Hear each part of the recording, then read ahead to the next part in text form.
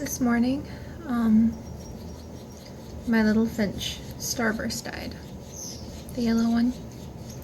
He has been sick for quite a while, and his liver was not the best, even with medication and even with trying to change his diet.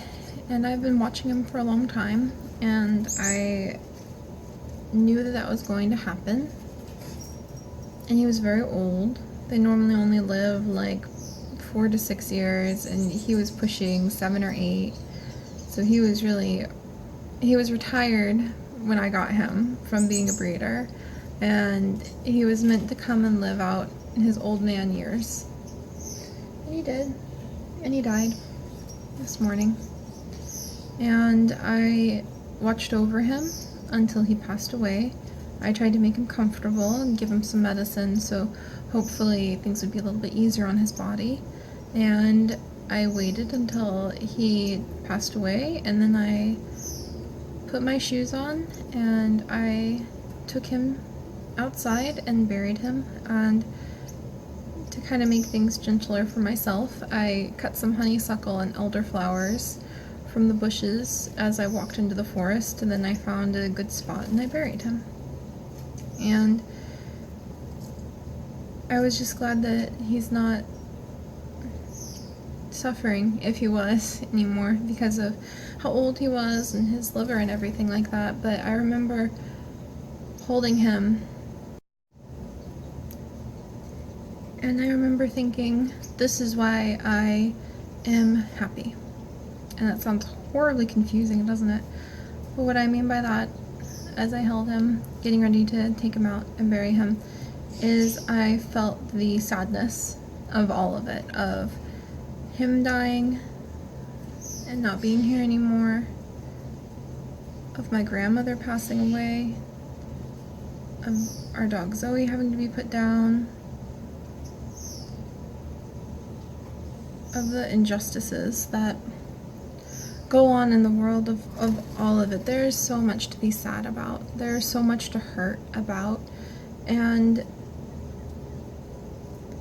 there's that saying that it gets better, but there's a flip side to that, that every time you think your heart is as broken as it can be and you hurt as much as you can, it can get worse. And I don't mean to discourage anyone when I say that. It sounds like the most horrible, disheartening thing in the world, but for me, I've actually drawn a lot of strength from remembering it could be worse. Not to downplay or discredit the pain or the sadness that I'm currently in, but because thinking about how things could be worse gives me the strength to realize that if they became worse, I would look back on this moment right now and think, oh, I wasn't hurting as much then. I wish I would have done more to try to change my life or prepare my heart or tell someone I loved them. So I know that sounds confusing, and everyone's always like, oh, everything gets better, and don't be sad, and don't think about how it could be worse. But sometimes, honestly, that's where I've drawn the most of my strength, is from realizing things could be worse right now. They have been worse in the past. They could be even worse. They could be worse in ways I can't even imagine with my overabundant imagination, overactive imagination. They could be worse. And if they did become worse, I would really regret not having made the most of this moment. And I don't recommend thinking all the time, this could be worse, for a lot of people. It's probably a very two-sided blade to kind of wield. But for me, it's actually been more helpful than the, like, it gets better, because that's great, and it can get better. But somehow the motivation to actually do something with my life and to actually try to make my life better has always come from the realization that if things got worse than they are right now, I would regret not putting more money aside in savings. I would regret not going on that walk. I would regret not putting work aside for a few hours to go eat lunch with family that if it was worse, I might never see again all of a sudden. And I try talking to people about this on this level, and a lot of people don't get it. They get so upset from the idea of imagining if things got worse. And To me, I think that if you're going to be able to appreciate the nuanced beauty of life, then you realize that you have to be able to look around at the point that you're at right now in life and look to one side and go, things could be better. And then look to the other side and go, things could be worse. And balance those two viewpoints to be able to appreciate where you are right there and right then. At the very, very, very, very, very, very worst times of my life, that's actually what saved me. What saved my life, what kept me from deciding to just give up, was always thinking it could be worse.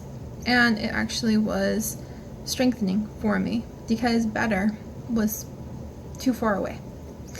Better was unimaginable.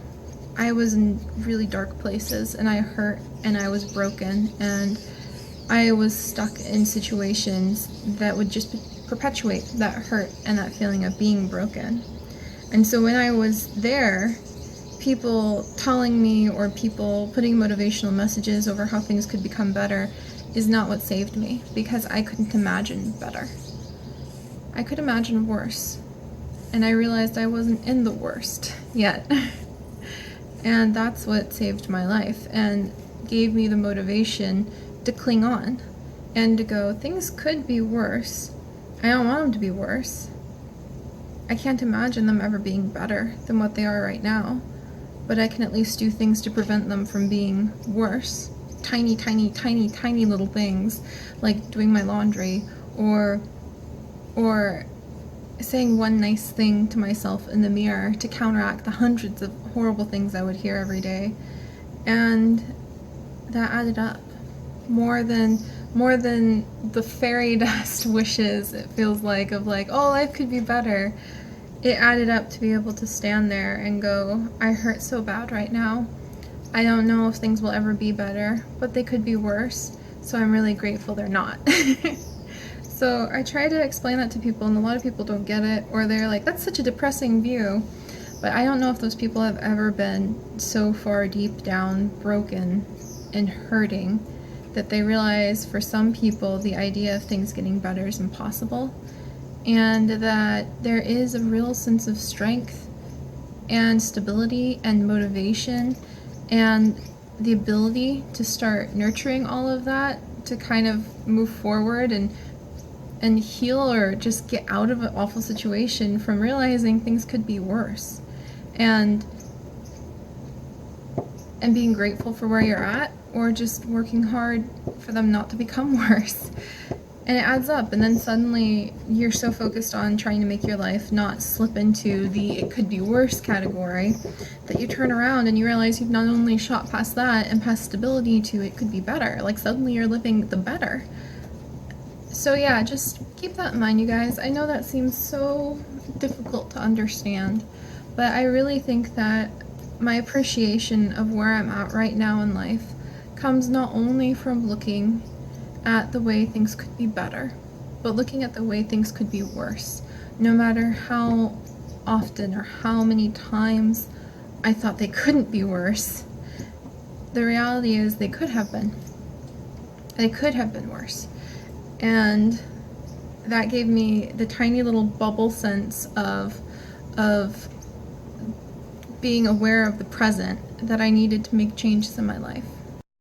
So yeah, it's not a tool to make yourself depressed or to discredit the struggles that you're currently facing. But for some people, I feel like it's not a tool that's spoken of enough to be able to suspend yourself in the present moment by being able to go, it's not worse, it may not be better right now, I'm here, this is what's happening, and it's only from the present moment that we can change anything, that we can start any of the habits or do anything to change the future. So there's that.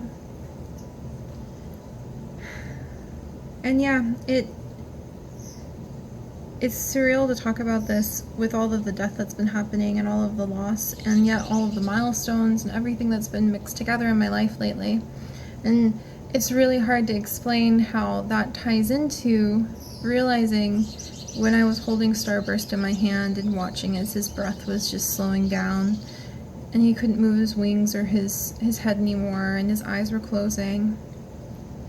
It's really difficult to explain the duality of the way that your heart can break, and yet in those cracks, like moving outward from those cracks, was the realization of how much I love life and how happy I am to be alive.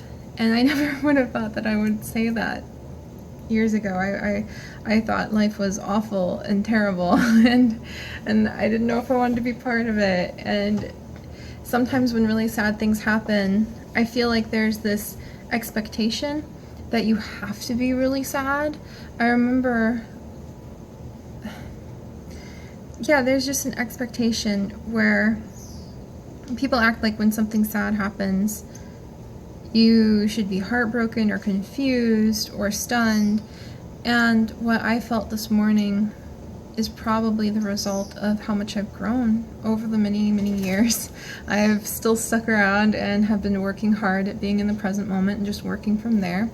And I realized that between the cracks where my heart was breaking watching him pass away was just a love of being alive. And that coming out of the cracks was that light in my heart of a love of being alive. And I realized that's the duality of the grief I was feeling. Was, yeah, on the one hand, it was hard and I couldn't do anything about it but keep him company and make sure he was comfortable. And I couldn't do anything about my grandmother. I couldn't do anything about Zoe. I often can't do anything for my parents. And there's a lot of grief and sadness there. But for me, that makes it all the more important to be a happy person. I never fake it or push it or pretend about it, but to be a kind person, to live in a way where I won't have any regrets, to me means living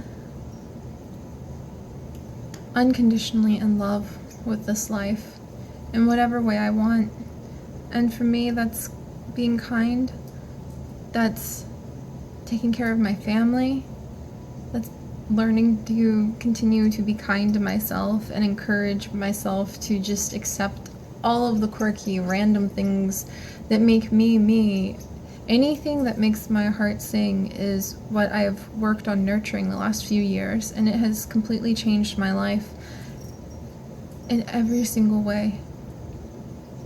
So that's what I realized this morning in the very complicated cracks of grief, is my heart was breaking, and somehow that wasn't a bad thing, because in the cracks I could see the realization that I'm alive. This hurts because I'm alive, and this hurts because I love, and this hurts because I cared about this little creature and I did my best to take care of him, and it hurts so badly because I loved him, and I'm so grateful for that. I'm so grateful for the pain of my heart breaking, because it is the silver lining of the fact that I love life, and I loved him, and I loved my grandma, and I love Zoe, and I love my family, and I just love beautiful sunny summer days, and I don't love any of those things more than anything else. I just love life,